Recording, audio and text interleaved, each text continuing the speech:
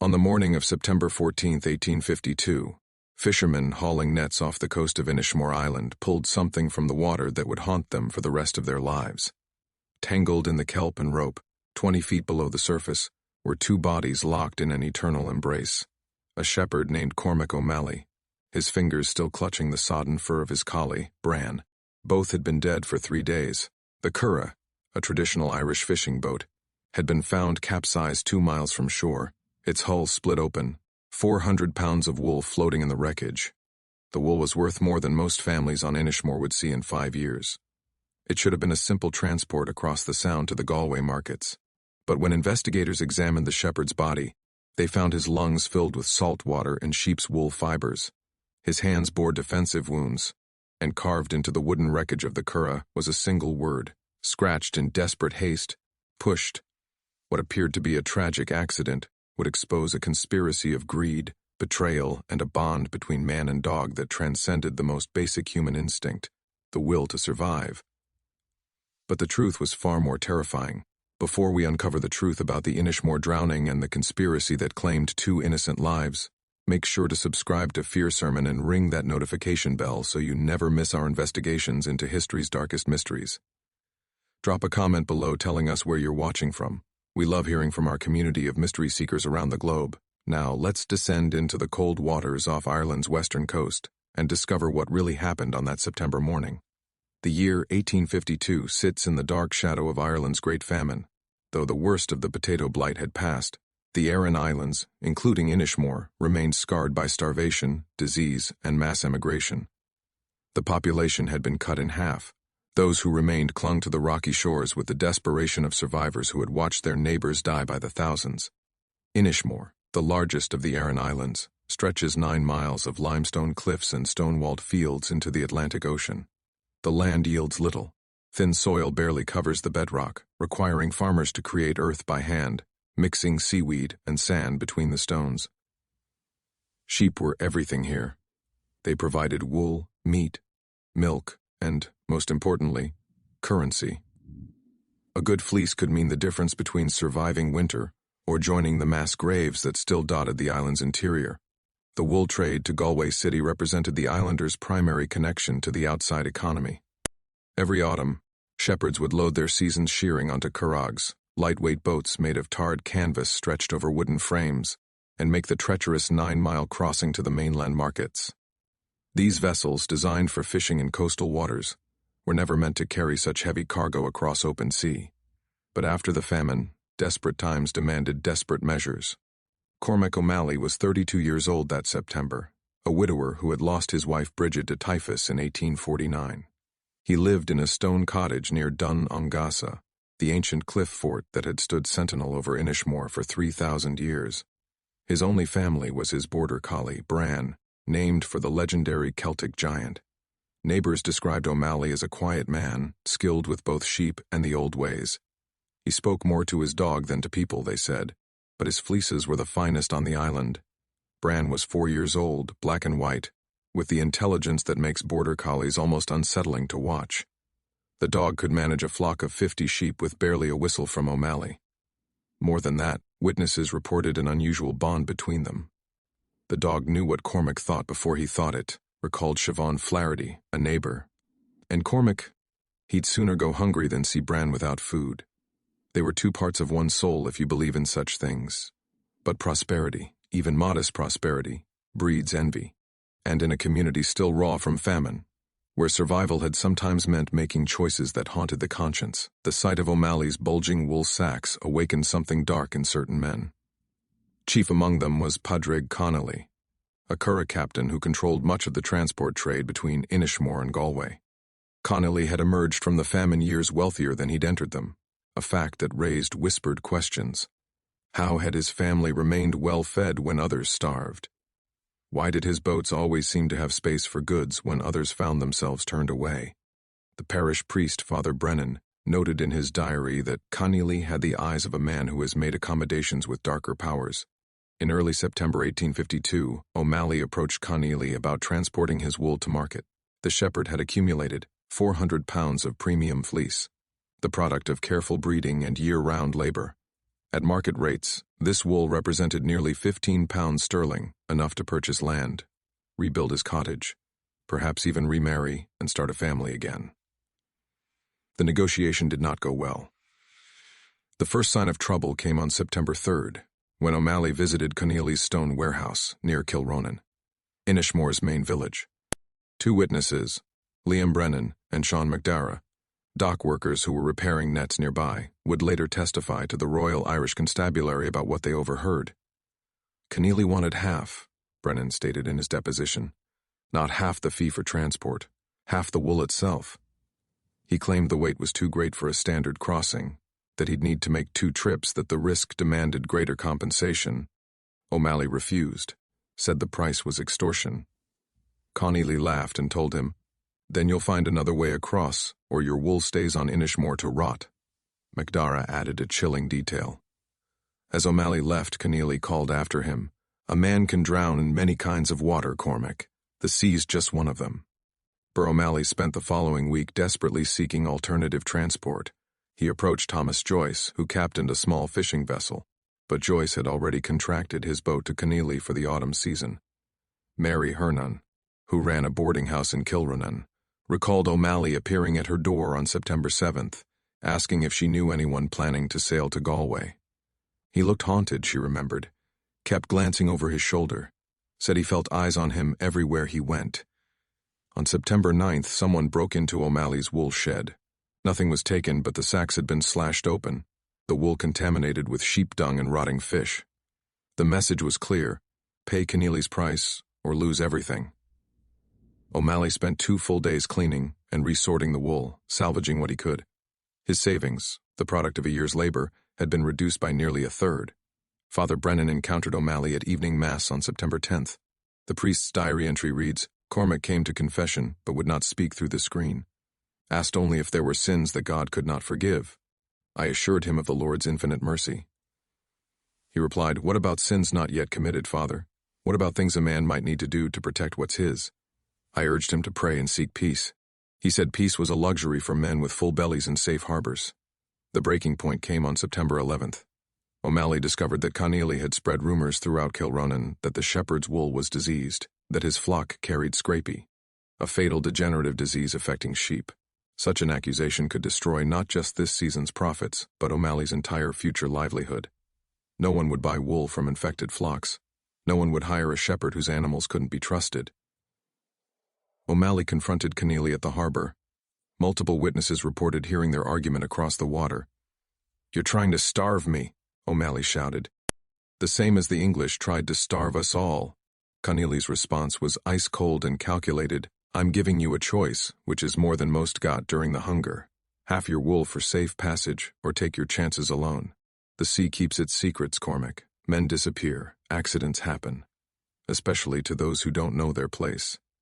That evening, O'Malley made his decision. He would make the crossing himself. He'd sailed curraghs since childhood.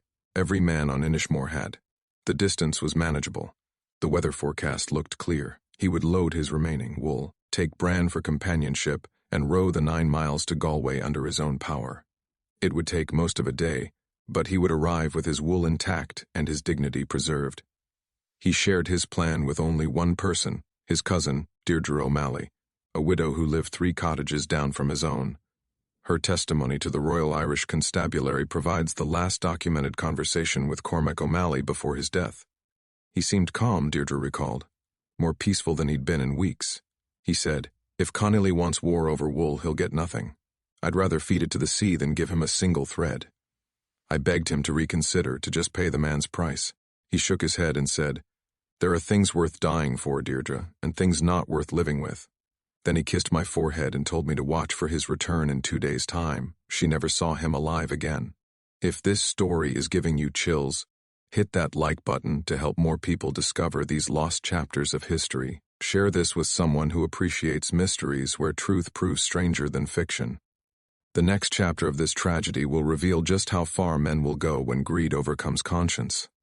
Let's discover what happened next on those cold Atlantic waters. September 12th. 1852, dawned clear and cold over Inishmore. The autumn sun rose at 6:47 a.m. painting the limestone cliffs gold and rose. By 7:30 a.m., Cormac O'Malley had loaded his curragh with 280 pounds of wool, the survivors of Keneally's sabotage, divided among 7 large canvas sacks. Bran sat at the bow, watching his master work with those uncanny, intelligent eyes. 3 witnesses saw them depart. Deirdre O'Malley, young Patrick Folan, who was mending stone walls nearby, and surprisingly, Padraig Keneally himself, who stood on the harbor wall smoking a pipe. Keneally watched them go with a strange expression, Patrick Folan told investigators. Not quite a smile, but something satisfied. Like a man watching a problem solve itself. The curragh was overloaded, dangerously so. The wool sacks left barely 6 inches of freeboard, meaning the boat's edge rode perilously close to the waterline. A traditional curragh might carry 2 men and fishing gear comfortably. O'Malley had packed it with cargo that would have challenged a vessel twice its size. But he was desperate, and desperation makes fools of careful men. The crossing should have taken 6 to 8 hours of steady rowing. The weather held clear. The seas remained relatively calm with swells of 3 to 4 feet, manageable for an experienced oarsman. O'Malley rounded the southern point of Inishmore and disappeared from view around 8:15 a.m., heading northeast toward the Galway coast. He never arrived. When O'Malley failed to appear in Galway by nightfall on September 12th, his contact there, a wool merchant named Richard Blake, assumed weather or fatigue had delayed him. Such delays were common. Blake waited through September 13th, growing concerned but not alarmed. By September 14th, however, he sent word back to Inishmore inquiring about the shepherd's whereabouts. The message arrived the same morning the bodies were found. Brothers Michael and Brendan Flaherty had set their lobster pots 2 miles southwest of Inishmore the previous evening. At first light on September 14th, they rowed out to check their catch. What they discovered would traumatize them both for life. "We saw the wool first," Michael testified, floating in patches like clouds fallen into the sea, white against the blue-green water. Then we saw the wood, pieces of the curragh splintered and broken, the stern board with Cormac's mark burned into it. And then, he paused in his testimony, visibly shaking. Then we saw them beneath the surface, maybe 20 feet down, caught in kelp. The man and the dog wrapped together. The brothers immediately returned to Kilronan and alerted the constabulary. By 10 a.m., a recovery crew had assembled, including Royal Irish Constabulary Sergeant William Barrett, Father Brennan, and 6 able-bodied men with diving experience. The waters around the Aran Islands are notoriously treacherous. Strong currents, hidden rocks, sudden depth changes, but the location where the bodies were found was relatively sheltered. Brendan Flaherty volunteered to dive. He later described what he saw in testimony that was deemed so disturbing it was initially sealed by the court. The shepherd was face down, arms wrapped around the dog. The dog's head was tucked under the man's chin. They'd gone down as one. When I touched them, they didn't drift apart. They were locked together by rigor mortis. His fingers were buried so deep in the dog's fur that I couldn't separate them underwater. The expression on the man's face. Brendan stopped, tears streaming. He looked peaceful, like he'd chosen this, like he'd wanted this. It took 4 men to bring the bodies to the surface. They were transported to shore still locked in their death embrace. Only after several hours did rigor mortis relax enough to separate them for examination. Dr. James Morris, a physician visiting from Galway, performed the autopsy in the schoolhouse at Kilronan, the only building large enough to serve as a temporary morgue. His findings were meticulous and deeply disturbing. Cormac O'Malley's lungs contained approximately 2 liters of seawater mixed with wool fibers and what Dr. Morris identified as human blood, not belonging to the deceased. There were extensive bruises on O'Malley's chest, arms and back, consistent with blunt force trauma from a wooden implement, likely an oar. Most significantly, O'Malley's right hand bore defensive wounds, deep cuts across the palm and fingers, as if he'd grabbed a blade or sharp edge while trying to protect himself. The dog, Bran, had drowned as well, but showed no signs of trauma beyond the water in his lungs. Dr. Morris noted, the animal appears to have died of exhaustion and drowning, not violence. The positioning of the bodies suggests the dog was attempting to keep the man afloat even as both succumbed to the sea. But the most damning evidence came from the wreckage itself. The curragh's remains told a story that contradicted every assumption of accidental drowning. When the splintered pieces were collected and laid out on the Kilronan harbor wall, Sergeant Barrett made several crucial observations that transformed this from a tragic accident into a murder investigation. First, the damage pattern was wrong. If the Curragh had capsized due to overloading or rough seas, the hull would have shown stress, fractures along the keel or gunwales. Instead, the primary damage was concentrated on the port side, midship, a massive impact point where the tarred canvas had been torn and 3 wooden ribs had snapped simultaneously. Something struck this boat from the side with tremendous force, Barrett wrote in his initial report. This was not gradual failure from overloading. This was deliberate ramming. Second, the sternboard. The piece Michael Flaherty had identified by O'Malley's burned ownership mark bore that scratched message, pushed. The word had been carved with something sharp, likely the shepherd's knife, which was found still attached to his belt when the body was recovered. The carving was deep and frantic, the letters uneven, carved by a man who knew he was dying and wanted the truth preserved. Third, and most puzzling, was what wasn't found. The wool sacks that should have sunk with the Curragh, 280 pounds of cargo that had overloaded the vessel, were scattered across a 3-mile radius. Some had been recovered by other fishermen in the days following the incident. But approximately 120 pounds of wool was simply missing, never recovered despite extensive searching of the area. Wool, even when waterlogged, floats for several hours before becoming fully saturated and sinking. The scattered pattern suggested the sacks had been deliberately cut open and dispersed. Barrett's investigation quickly focused on Padraig Connolly. The sergeant was a methodical man, a 15-year veteran of the Royal Irish Constabulary who had seen his share of rural violence. He understood that in tight-knit island communities, murder was rarely spontaneous. It grew from festering grudges, economic desperation, and the kind of pressure cooker environment that the post-famine years had created. On September 16th, Barrett interviewed Connolly at his warehouse. The Curragh captain was cooperative, almost friendly. Yes, he acknowledged, there had been a dispute with O'Malley over transport fees. Yes, he'd been at the harbor when the shepherd departed. But murder? Sergeant, half the island wanted a piece of Cormac's wool money.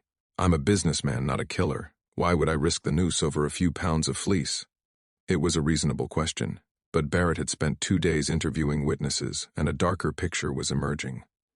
Thomas Joyce, the fishing captain contracted to Keneally, revealed that on the morning of September 12th, Keneally had asked to borrow his faster coastal vessel, a 20-foot sailboat capable of outrunning any Curragh. Said he needed to check his lobster pots on the far side of the island, Joyce testified. But Padraig doesn't run lobster pots, never has.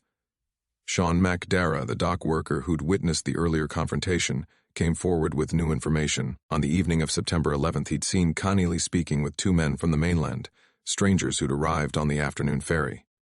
Hard men, MacDara called them. The kind you don't ask questions of. They spent an hour in Padraig's warehouse, and when they left, I saw him hand them coins. Sent damning of all was the testimony of 12-year-old Aoife Connolly, Padraig's own daughter. The girl had been playing near the cliff tops on the morning of September 12th when she saw something that terrified her into silence for days. Only after Father Brennan spent hours with her, assuring her that telling the truth was God's will, did she reveal what she'd witnessed. I saw Father's boat, Aoife told the priest and sergeant, her voice barely above a whisper. It left the harbor maybe an hour after the shepherd. But Father wasn't alone. There were 2 other men with him, the ones who'd come on the ferry. They were rowing fast, chasing something. I watched them until they got far out, near where the water gets deep. Then I saw... She paused, crying. I saw them crash into another boat, the smaller one. It broke apart. And I saw the dog in the water, swimming. And a man. They were hitting him with oars, pushing him down. The dog kept going back to him, kept trying to pull him up. Then they both just... disappeared. Aoife's testimony broke the case open. Confronted with his daughter's account, several of Connolly's associates began to distance themselves. One admitted that Connolly had been obsessed with O'Malley's wool, claiming the shepherd owed him for past favors during the famine years. Another revealed that Connolly had planned to intercept O'Malley at sea, capsize the Curragh, and claim the wool as salvage, a legal gray area that had been exploited numerous times in the post-famine chaos. On September 22, 1852, Sergeant Barrett arrested Padraig Connolly and 2 mainland associates, brothers named Francis and Owen Mulcairn, on charges of murder and piracy. The arrest sent shockwaves through Inishmore. Connolly was a respected businessman, a pillar of the local economy. That he could be capable of such violence seemed impossible to many. Yet as the investigation deepened, a pattern emerged. During the famine years, several boats had gone missing on the crossing to Galway. At least 6 incidents between 1847 and 1850. All had been attributed to storms, overloading, or navigational errors. But now, with Connolly's arrest, witnesses began coming forward with suspicions they'd harbored for years. Margaret Gill, an elderly widow, revealed that her son had disappeared while transporting a valuable cargo of preserved fish to Galway in 1848. His empty boat had been found by Connolly, who claimed salvage rights to the cargo. "I always knew," Margaret testified through tears. "I always knew Padraig had something to do with it. But who would believe me? We were starving. There were bodies in every ditch. One more missing man meant nothing." The trial of Padraig Connolly and the Mulcairn brothers began in Galway on January 14, 1853, before Justice Samuel Warren. The courtroom was packed with spectators from Inishmore and the mainland, divided between those who believed in Connolly's guilt and those who saw the prosecution as an attack on Irish entrepreneurship during impossible times. The prosecution, led by Crown Solicitor Edward Malley, built a methodical case. They presented the physical evidence, the ramming damage to the curragh, the scratched message, the scattered wool that suggested deliberate disposal. They called witness after witness who testified to Connolly's threats, his obsession with O'Malley's cargo, his borrowing of the fast boat on the morning of the murder. But it was Aoife Connolly's testimony that proved most devastating. The 12-year-old girl took the stand on January 23rd and repeated what she'd told Father Brennan and Sergeant Barrett. Her father sat in the dock, head bowed, refusing to look at her. When asked by the defense attorney if she might have been mistaken, if perhaps she'd seen a fishing accident, not murder, Aoife looked directly at her father for the first time and said, "I know what I saw. I've prayed every night for God to let me be wrong, but I can't lie, not even for Father." The defense argued self-defense and accident. Yes, Connolly had gone to sea that morning. Yes, he'd intercepted O'Malley, but only to negotiate one final time to convince the stubborn shepherd to accept his offer. The collision was accidental. Rough seas, inexperienced handling. The death was tragic, but unintentional. As for the dog, a collie swimming in the ocean is hardly evidence of murder, the defense attorney argued. The jury deliberated for 7 hours. On January 26, 1853, they returned with their verdict: guilty on all counts for Padraig Connolly and Owen Mulcairn. Francis Mulcairn received a lesser verdict of manslaughter, as evidence suggested he'd tried to stop the attack once it began. Justice Warren showed no mercy in sentencing. "You murdered a man for wool," he told Connolly from the bench. "In doing so, you demonstrated that the worst cruelties of the famine years, the times when men forgot their humanity in service of survival, have left a permanent stain on your soul. You killed a man who wanted nothing more than honest work and fair dealing. You killed him in sight of his companion, an animal whose loyalty shames your treachery. For this you will hang." Padraig Connolly and Owen Mulcairn were executed by hanging at Galway prison on March 3, 1853. Francis Mulcairn received 15 years hard labor. Before his execution, Connolly wrote a confession that was published in the Galway Vindicator newspaper. In it, he attempted to justify his actions. "I did what the times demanded. During the hunger, I moved goods when others couldn't. I made deals. I survived. O'Malley lived because of the system men like me created. He owed his life to our work. When he refused to pay what was owed, he broke faith with those who'd kept him alive. I meant only to teach him respect, to take what was owed. The death was unintended but just. If there is sin in this, it belongs to the times, not to me." The confession convinced no one. Even those who'd initially supported Connolly found his words hollow, the rationalization of a man who'd confused survival with predation. The Inishmore tragedy resonated far beyond one island's shores. It became, in the years following, a parable about the moral corruption that extreme hardship can inflict on communities, and about the bonds that survive even when human decency fails. The immediate impact was legal. The case established new precedent in Irish maritime law, regarding salvage rights and the responsibility of boat captains operating commercial transport. The Connolly provisions, as they became known, required registration and licensing of all commercial marine transport, created penalties for price fixing and extortion in monopoly situations, and established clearer definitions of murder versus accident in maritime deaths. More broadly, the trial forced Irish society to confront uncomfortable questions about the famine's aftermath. The Great Hunger had killed or displaced millions, but it had also fundamentally damaged the social fabric of rural Ireland. Trust between neighbors had been eroded by years of competition for scarce resources. The moral calculations people made to survive, who to help, who to ignore, who to exploit, left psychological scars that manifested in violence and greed even after the immediate crisis passed. Historians have identified at least 12 similar cases in the 1850s where disputes over post-famine commerce led to murder. The Inishmore case was unique only because of the witness, young Aoife Keneally, and because the victim's bond with his dog created a narrative that captured public imagination in ways that dry legal proceedings normally didn't. The story of Cormac O'Malley and Bran became a folk tale, told and retold across Ireland with various embellishments. In some versions, the dog's ghost still haunts the cliffs of Inishmore, barking warnings to shepherds who overload their boats. In others, O'Malley's spirit and his dog walk the shore on September nights, searching for the wool that cost them their lives. But beyond folklore, the case left a lasting mark on Inishmore itself. Padraig Keneally's warehouse was torn down by community decree. His family left the island, unable to bear the shame. A small monument was erected near Kilronan Harbour in 1854. A simple limestone cross inscribed with the names of O'Malley and Bran, and a single line from Scripture, "Greater love hath no man than this, that a man lay down his life for his friends." The psychological dimension of the case continues to fascinate researchers. What drove Cormac O'Malley to jump into the sea after his dog rather than try to save himself? Witnesses reported that when the curragh was rammed, Bran was thrown into the water first. O'Malley was still in the boat, injured but potentially able to survive if he'd surrendered his cargo and accepted rescue from his attackers. Instead, he jumped in after the dog.